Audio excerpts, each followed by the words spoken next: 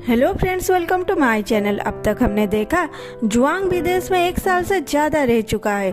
Gene कहीं खो गया है, उसका कोई खबर नहीं।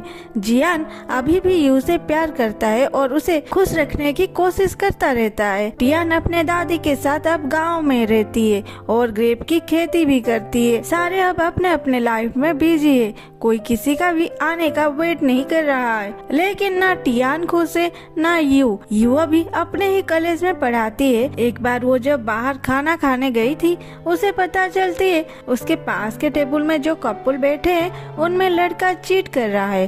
तो यू ये बात उस लड़की को बोल देती है, जिसके वजह से उन दोनों में ब्रेकअप हो जाती है। और वो लड़का यू को रोक के उसको धमकी दे रहा था, तो यू पुलिस को फोन करती है। वो लड़का गुस्से से फोन छीन के यू को धक्का दे देता है। तो आगे यू जब चिल्लाते हुए गिरने वाली थी, उसे पीछे से जुआंग पकड़ के उस लड़के को एक जबरदस्त लात मारता है। लात खा के वो लड़का वहाँ से भाग जाता है। यू अब जुआंग के बाहों में थी। वो सोच रही थी कि ये सपना है क्या, खुद को उठाने की कोशिश कर रही थी। फिर धीरे से जुआंग के फेस को टच करके सोचती है, ये क्या है, ये तो मेरी सपना नहीं हो सकता।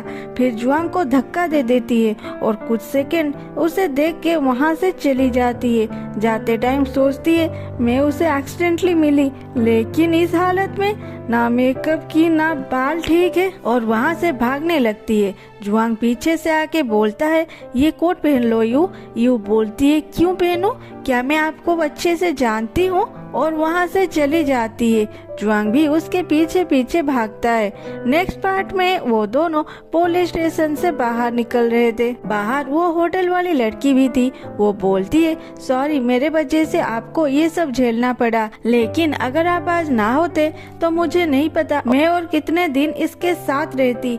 I am really sorry. You बोलती है ये उसका गलती है, तुम्हारा नहीं। देखो अब कानून उसे सजा देगा, तुम खुद को ब्लेम मत करो। वो लड़की बोलती है तो मैं अंदर जाती हूँ, मुझे भी मेरी बयान देनी है। थैंक्स तुम्हें और तुम्हारे बॉयफ्रेंड को भी। ये सुन के यू जुआंग के ओर देख के उस लड़की को बोलती है तुम टेंशन ना लो, आफ्टर ऑल गलत इंसान को अपने लाइफ से निकालोगे तभी ना सही इंसान से मिल सकोगे। वो लड़की जाने के बाद जुआंग यू के साथ बात करने की कोशिश करता है। वो जुआंग को ना देखते हुए वहाँ से जाने लगती है। जुआंग उसे बोलता है यू कोट पहन लो, नहीं तो तुम्हें सर्दी हो जाएगी। यू बोलती है मुझे ठंड नहीं लग रही।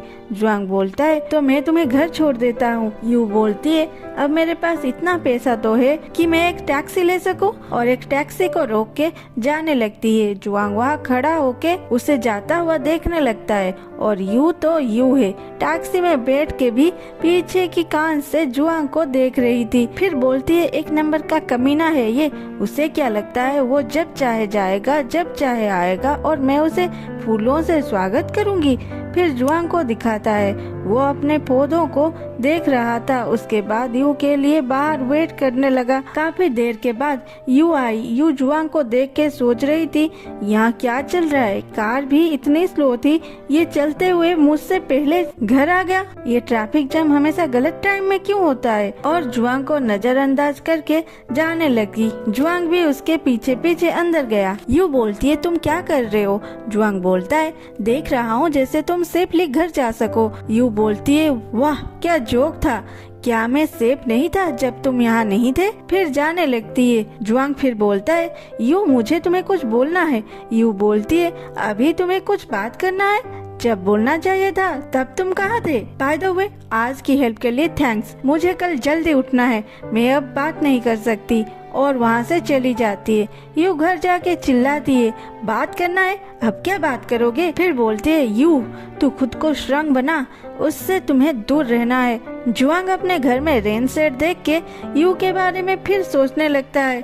सुबह जब जुआंग अपने बगीचे में काम कर रहा था, जियान उसे देख के बोलता है अरे आप तो फेमस प्रोफेसर जुआंग हो, लेकिन आप थोड़े वीक लग रहे हैं, क्या विदेश में अच्छा खाना नहीं मिलता था। अरे हाँ मैंने सुना था आप तो और कुछ महीने वहाँ रहने वाले थे, तो आप यहाँ क्या कर रहे हैं, क्या खाना अच्छा नहीं था इसलिए चले आए। जुआंग अपना काम छोड़ के पौधों में पानी देने के बहाने जियान पे पानी डाल देता है। जुआंग बोलता है अरे अरे इतना गुस्सा क्यों? मैं तो जा रहा हूँ। मिस यू मेरे लिए वेट कर रहे होंगे, हम जो साथ ब्रेकफास्ट करने वाले हैं। जुआंग ये सुन के उदास हो जाता है। जियान हंसते हुए बोलता है, क्या हुआ, जेलस हो रहे हो क्या? हम दोनों तो डेली साथ में ब्रेकफास्ट करते हैं। देखो मैं बाहर से खाना लेके आया हूँ। जुआंग मुस्कुराते हुए बोलता है, तो यहाँ क्या कर रहे हो, जाओ। जियान सोचता है इससे क्या हुआ है, ये खुश क्यों है। फिर जुआंग को देखने लगता है। जुआंग बोलता है, तुम दोनों साथ में ब्रेकफास्ट करते हो, लेकिन नोट किसके लिए लिखे हो? जियान उस खाने के पैकेट को देख के उसे छुपा देता है। जुआंग फिर बोलता है, क्या तुम इसे दरवाजे के बाहर रखने वाले हो? जियान बोलता है, तुम हमारे बारे में टेंशन ना लो, अपने फ्लावर को पानी पिलाओ, और वहाँ से चला जाता है। फिर यू को दिखाती है, वो कॉलेज के लिए रेडी होके कैब बुक करके निकलती है। दरवाजे में जियान लाया हुआ खाना था, उसे लेते हुए यू बाहर जाती है। लेकिन जब टैक्सी में बैठने के लिए दरवाजा खोलता है, अंदर जुआंग था। जुआंग बोलता है, गुड मॉर्निंग यू। वाह क्या इत्तेफाक है। एक्चुअली जुआंग पहले से ही यू जिस ऑनलाइन ऐप से कार बुक की थी उसे चेक कर रहा था। जब यू अपने घर से निकली तभी जो भी कैब पास थी उसे चेक किया तो उसमें से एक उसके यूनिवर्सिटी जाने वाला था। उसमें शेयरिंग के लिए बुक करके निकल जाता है। उसे तो राइट कैब मिल गया, लेकिन आपको नहीं मिलेगा क्योंकि आप इस ड्रामा के हीरो जो नहीं हो। फिर यू आगे ड्राइवर के पास बैठ गई।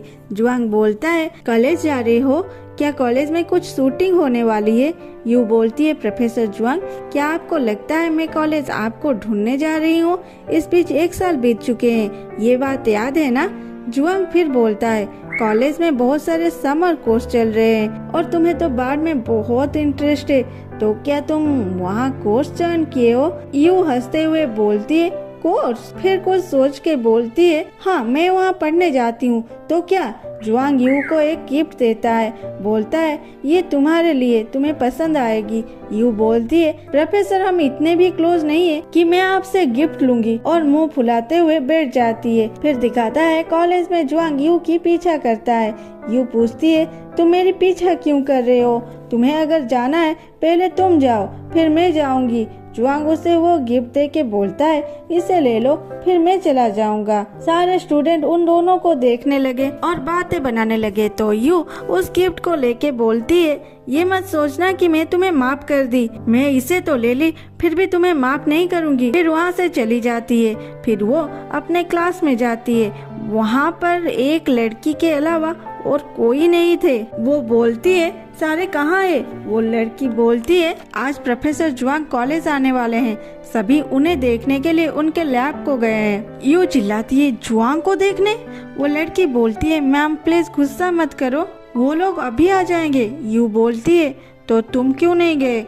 तो वो अपनी टूटी हुई पैर दिखाती है। उधर लैब में बहुत सारे स्टूडेंट जुआंग को देखने खड़े थे। एक्चुअली जुआंग को एक बहुत बड़ी एक्सपेरिमेंट में सक्सेस मिला था, तो सभी उन्हें बधाई देने आए थे। डायरेक्टर लीग जुआंग को लैब दिखा रहे थे, देखो मैंने ये सब चेंज किए, अब बोलो मैंने 1 साल में काम किया है या नहीं? फिर वो बोलते हैं, क्या तुमने वो बार्ड फॉसिल खरीद लिया जो यू के लिए खरीदने वाले थे? जुआंग हाँ बोलता है। डायरेक्टर ली बोलते हैं, सुनो वो फॉसिल तो बहुत कीमती है, इतने पैसे कहाँ से लाए? क्या खुद को तुमने बेच दिया? जुआंग ली के ओर देख के हंसते हुए बोलता है, उसके लिए ये करना कोई बड़ी बात नहीं है। उधर यू उस गिफ्ट को देखी भी नहीं और उस लड़की को दे देती है, देखो ये तुम्हारे लिए। वो लड़की गिफ्ट पाके बहुत खुश होती है। फिर टियान को दिखाती है, उसे मैं उसके ग्रेप गार्डन में छोड़ने आया था। वहाँ जाके उसे पता चलती है